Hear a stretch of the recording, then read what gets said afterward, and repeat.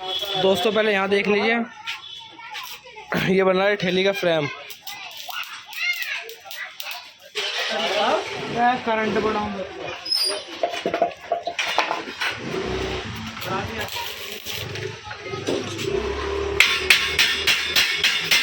अरे ये तैयार हो गया।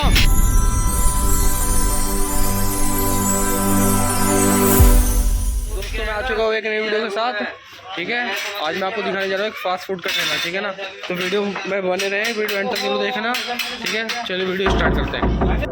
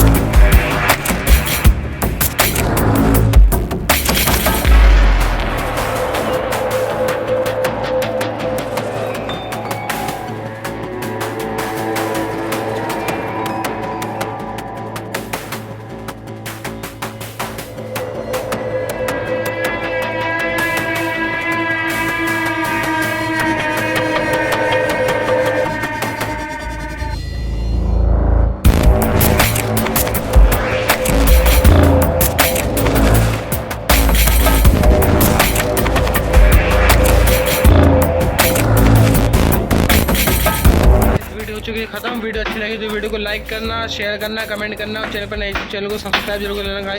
ठीक है, मिलता है अगली वीडियो में, बाय।